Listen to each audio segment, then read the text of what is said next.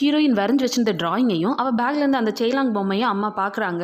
பொண்ணுக்கு பேய் ஓட்டின அந்த ஃபாதரை பார்த்து அவள் கல்லறையில் நடத்தின பூஜையை பற்றி ஃபாதர் கிட்ட எல்லாமே எக்ஸ்பிளைன் பண்ணுறாங்க.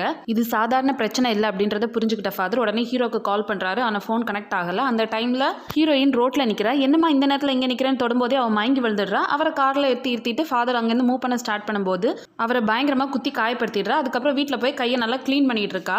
ஒரு பேய் திடீர்னு வந்து அவங்க அம்மாவை தூக்கிட்டு போயிடுது. ஃபாதர் இன்னும் உயிரோட தான் இருக்காரு. ஹாஸ்பிட்டலில் அட்மிட் பண்ணியிருக்காங்க. அப்போ ஹீரோ போய் என்ன ஆச்சு ஃபாதர் அப்படின்னு கேட்கும்போது அந்த பொண்ணோட உடம்புல இருக்கிறது ரொம்ப சக்தி வாய்ந்த சாத்தான், அதை எப்படியாவது வெளியே துரத்தணும்னு சொல்லும்போது ஹீரோ அதை நான் பார்த்துக்கிறேன் அப்படின்னு சொல்லிட்டு பேய் ஓட்டுறதுக்காக எல்லாத்தையுமே எடுத்து தயார்படுத்துறான். வீட்டில் சுற்றி மெழுகுவத்திரி கொளுத்தி வச்சு அதுக்கு நடுவில் அவங்க அம்மாவை படுக்க வச்சுட்டு ஹீரோயின் ஒரு கத்தி எடுத்து கொலை பண்ண பார்க்குறான். அவன் அம்மா எஸ்கேப் ஆயிடுறாங்க. அங்கேருந்து தப்பிச்சு மாடியில் போய் ஒரு ரூமில் ஒளிஞ்சுக்கிறாங்க. ஹீரோயினும் பின்னாடியே ஃபாலோ பண்ணிட்டு போய் எல்லா இடத்துலையும் தேடுறா. கடைசி கபோர்டுக்குள்ள இருக்கிறத கண்டுபிடிச்சிடுறா. அவங்கள கொலை பண்ணுறதுக்காக போகும்போது கரெக்டாக ஹீரோ அந்த இடத்துல வந்துடுறாரு. ஹீரோ மணி அடிக்கிற சத்தத்தை கேட்டு வீக்கான பேய் நான் உங்களை நரகத்தில் சந்திக்கிறேன்னு சொல்லி ஜன்னல்லேருந்து குதிச்சிருது. ஆனால் அவளுக்கு எதுவும் அகலவ தண்ணிக்குள்ளே தான் விழுந்திருப்பா. ஹீரோ சிலுவையை எடுத்து மந்திரத்தை சொல்ல ட்ரை பண்ணும்போது நக்கலா ஹீரோவை டைவர்ட் பண்ணிட்டு அவன் பக்கத்துலேயே வருது. திடீர்னு ஹீரோவோட தங்கச்சியை மாறி ஹீரோட மைண்டை கொஞ்சம் டைவர்ட் பண்ணிட்டு ஹீரோவை உடனே அட்டாக் பண்ணுறாங்க. ஹீரோயினோட அம்மா இடையில புகுந்து அவரையும் என் பொண்ணையும் விட்டுரு, நீ என்ன சொன்னாலும் நான் செய்கிறேன் அப்படின்னு சொன்னது ஹீரோவை தூக்கி எறிஞ்சிட்டு கையில் ஒரு கத்தியை கொடுத்து இந்த நீயே உன்னை குத்தி கொலை பண்ண அப்படின்னு சொல்கிறாங்க.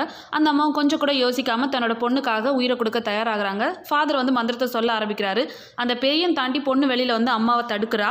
ரொம்பவே கஷ்டப்பட்டு ஜெபம் எல்லாம் பண்ணி அவ உடம்புல இருக்கிற பேயை ஒரு வழியாக ஃபாதர் வெளியே எடுத்துடுறாரு. அம்மாவும் ரொம்ப ஹாப்பி ஆயிடுறாங்க. ஃபாதரும் ஹாஸ்பிட்டலில் நல்லா இருக்காரு. இந்த வீடியோ பிடிச்சிருந்தா ஒரு லைக் போடுங்க. மறக்காம சேனலை சப்ஸ்கிரைப் பண்ணுங்க.